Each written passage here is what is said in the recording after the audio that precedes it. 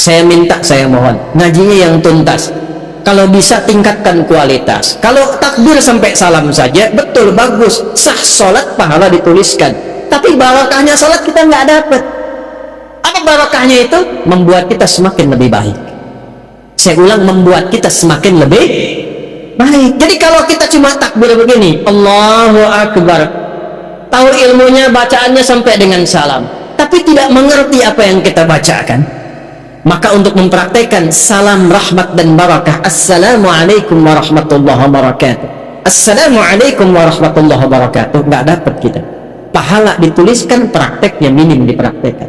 Itu yang menjadikan orang sholat lisannya masih kasar, orang sholat tangannya masih berbuat maksiat, orang sholat kakinya melangkah pada hal yang tidak benar dan tempat maksiat. Itu yang terjadi. Maka yang harus dilakukan sekarang, nyicil satu-satu. Kalau besok-besok saya sholat, contoh nih, maaf ya, maaf, angkat tangan begini apa maksudnya? Kenapa mengucapkan Allahu Akbar? Kenal Abu Bakar enggak? Bagus. Abu Bakar itu satu-satunya sahabat Nabi yang kalau takbir, baru takbir itu langsung nangis. Makanya waktu Rasul tunjuk jadi imam, beliau katakan, ya Rasulullah, jangan saya ini orangnya perasa, takutnya malah nggak khusyuk, makmumnya nanti sulit ikutin saya. Kata Nabi, udah, kamu ini banyak protes imam. Kenapa? Karena beliau berusaha memahami bacaan yang dibacakan. Lihat baik-baik, Allahu Akbar, angkat tangan ke belakang, buang urusan dunia ke belakang, jangan bawa-bawa dalam sholat. Ini yang menyebabkan seseorang sering tidak khusyuk dalam sholat, karena dunia dibawa dalam sholat. Lisannya Allahu Akbar, tapi maaf, dalam sholatnya handphone Hu Akbar. Allahu Akbar, tang ting tong ting tang ting tong tang ting tong, batalin sholatnya, angkat, halo, bentar lagi sholat. Jauhkan, buang dunia, pasrahkan. Tapi yang penting apa? Anda, saya, kita berikrar dalam sholat, ya Allah, hanya Engkau yang paling agung, yang aku agungkan. Tapi dalam kehidupan, bahkan sebelum sholat, kadang aku merasa agung dibanding yang lain, sombong dibanding orang lain, merasa paling berilmu, merasa paling punya uang, merasa paling punya kedudukan. Padahal dalam sholat pun bisa Engkau wafatkan saat ini, ya Allah, aku taubat, ya Allah, aku taubat. Makanya setelah takbir langsung dia mengatakan, Allahumma ba'id baini wa baina khatayaya kama ba'adta bainal masyriqi wal. Nah, ya kecil di ujung khataya, ya kecilnya itu ngaku salah. Kalau dalam bahasa kitanya gini, ya Allah, aku ini mengagungkan Engkau, mengatakan Engkau yang paling tinggi, tapi aku ngaku salah, ya Allah, aku banyak salahnya. Aku tinggi pada orang, sombong pada orang, angkuh dengan tetangga, yang merasa hebat dibanding pasangan. Aku taubat, ya Allah, jauhkan antara aku dan kesalahannya aku bawa dalam sholat, jauh timur dan barat. Aku takut kalau dalam sholat diwafatkan masih membawa kesalahan. Lalu kita pasrah.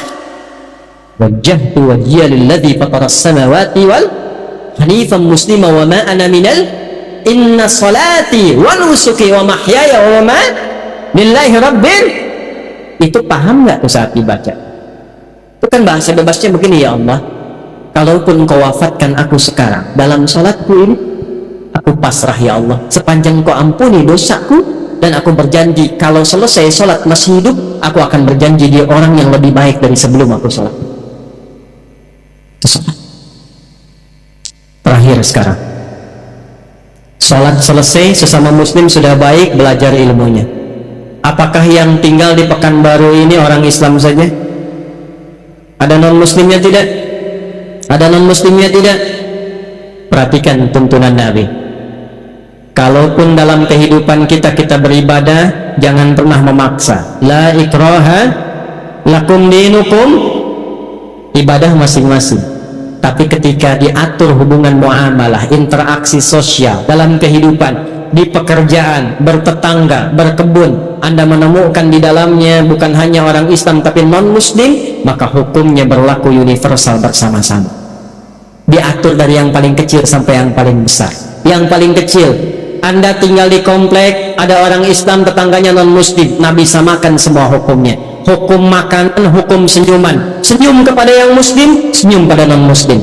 Anda ketemu tetangga yang muslim senyum, yang non-muslim nggak senyum. Kok nggak senyum, Pak? Maaf ya, ibu kafir sih. Oh, so. Itu dicatat oleh malaikat dosa tuh. Senyum Anda pada orang Islam harus sama dengan senyum Anda pada non-Muslim. Jika ke orang Islam senyumnya 100%, pada non-Muslim senyumnya 100%. Izin komandan. Hati-hati nih. Di TNI, di Polri, hati di pengadilan, mohon izin, di kantor-kantor, nggak semuanya orang Islam. Mesti adil. Kalau memang yang layak promosi jabatan non-Muslim, promosikan. Kalau yang layak yang Muslim, promosikan. Tapi tanamkan nilai-nilai kebaikan, nilai-nilai keadilan, sehingga ketika ditanya, dan terima kasih, bukan terima kasih, Islam yang mengajarkan saya untuk bersikap adil dalam tugas saya. Ketika itu dilakukan, maka dia kenal Islam. Kalau kemudian kenal dan memahami lantas mengucapkan asyhadu an la ilaha illallah wa asyhadu anna muhammadar rasulullah, itulah pahala yang melekat pada amanah kedudukan. Pada Anda yang tidak punya kedudukan tapi bertetangga, Allahu Akbar. Ingat hadis ini, siapa yang masak makanan baunya sampai ke tetangga, maka bagilah tetangga itu walaupun hanya hafal yang ini nih kuahnya. Jadi ini biasa masak sop ayam, ayamnya dia makan, kuahnya dikasih tetangga.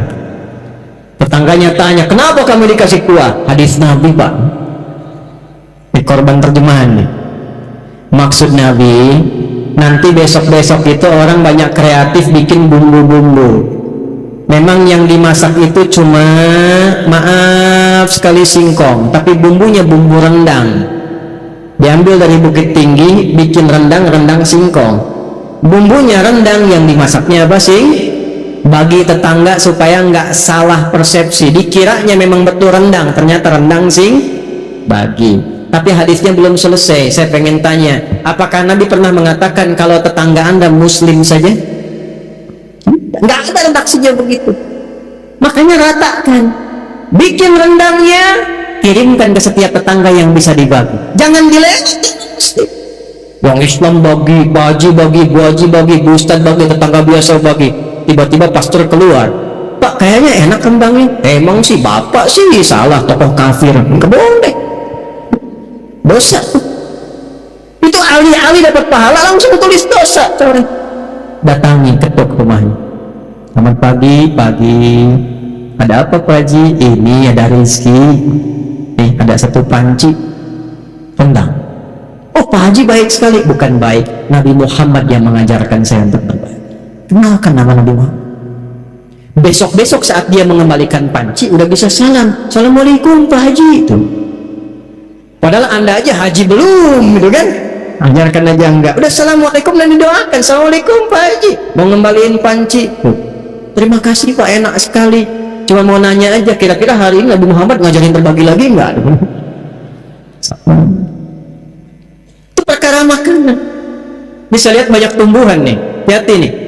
Ada yang rambutan, ada yang durian, yang macam-macam. Cuman di Islam tuh berlaku hukum ini. Jika tanaman Anda merambat ke tetangga, buahnya masuk, maka hakun mustarak, buahnya hak bersama dengan tetangga. Jangan tunggu dia minta. Jangan tunggu Anda punya rambutan, buahnya ke tetangga, ketuk pintunya, sampaikan, Bu, ya Pak, ada apa? Itu ada buah. Ya saya tahu pohon rambutan punya Bapak kan. Betul, pohonnya punya saya, tapi buahnya ke tempat Ibu. Jangan tunggu sampai menguning, sampai memerah. Ibu pengen saat hijau pun ambil aja, nggak usah minta izin sama saya. Aturan dari mana Pak? Nabi Muhammad mengajarkan saya, jangan sampai tetangga menikmati dengan pandangan dan menyapu sampahnya saja, dia mendapatkan bagian yang sama untuk mengambil buahnya. Islam, di mana ada aturan begitu? Cuman itu aturan buat buah aja. Kadang repotnya dia nggak tahu ketika ayam Anda main ke pekarangan dia tuh.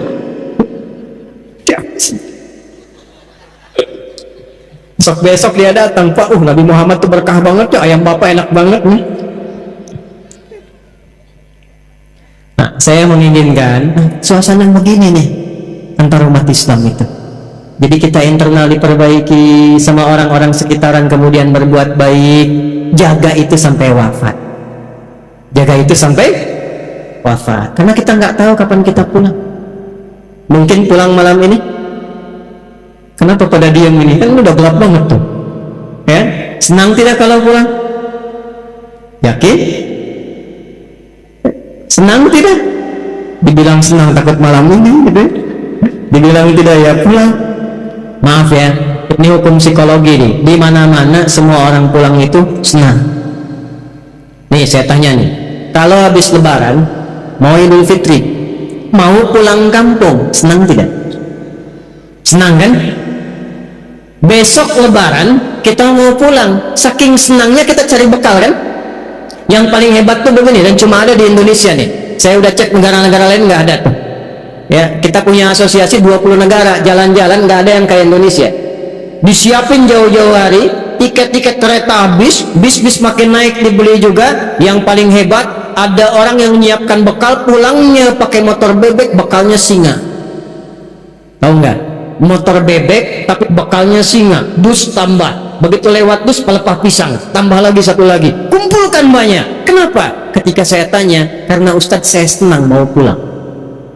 Dan saking senangnya dia tuliskan di belakang pakai kardus, dia tulis dekat knalpotnya itu, sayang aku pulang.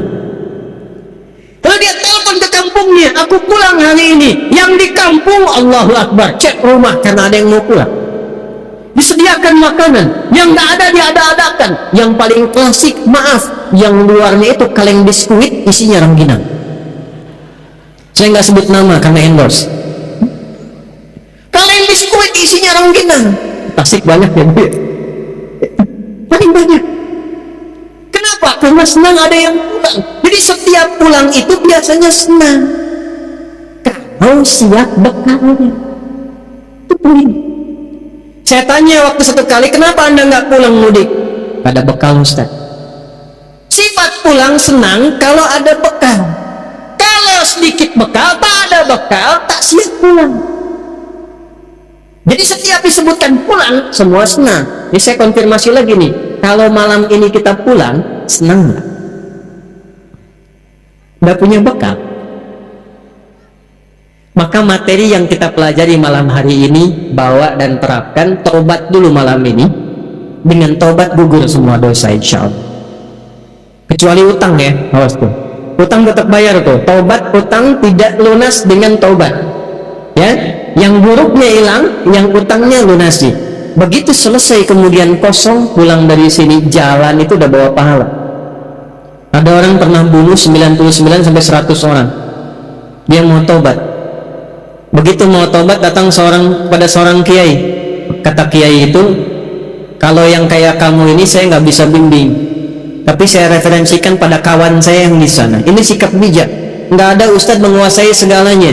Kalau bukan pakar di bidangnya, arahkan dan sarankan pada ustadz lain yang menguasai bidangnya. Maka dia jalan ke tempat kiai itu, di tengah-tengah, ternyata ajalnya tiba, meninggal. Di tengah-tengah. Apa yang terjadi? Ini saking viralnya sampai di era Nabi Muhammad turun ayat An-Nisa surah keempat ayat 100. Wa may yuhajir fi sabilillah yajid fil ardi muraghaman katsiran wasa'ah wa may yakhruj min baitihi muhajiran ila Allah wa rasulihi thumma yudrikul maut faqad waqa'a ajruhu 'ala Allah. Siapa yang bertekad merubah dirinya lebih baik, kalau dia masih ada ajal hidupnya, maka oleh Allah akan dilimpahkan ketenangan. Jadi kalau mau berubah jadi baik, bukan dunia dulu yang dikasih, bukan materi, bukan pangkat dulu, diberikan ketenangan di hatinya oleh Allah supaya menerima kebaikan. Setelah itu baru dilimpahkan, kedudukan tambahkan, harta tambahkan, ilmu tambahkan. Tapi kalau dia ingin berubah tiba-tiba wafat di pertengahan, maka jalan kakinya itu menggugurkan dosa-dosanya. Tobatnya diterima, tapak kakinya dihitung sebagai amalan baru. Maka orang tadi yang pernah membunuh 100 orang, maaf, dia meninggal di pertengahan jalan ke majlis ilmu untuk mengaji, di tengah-tengah belum sampai belajar, meninggal di tengah. Allah perintahkan, catat amalannya untuk menggugurkan dosanya, dan catat tapak pertama kakinya untuk mengantarkan dia ke surga.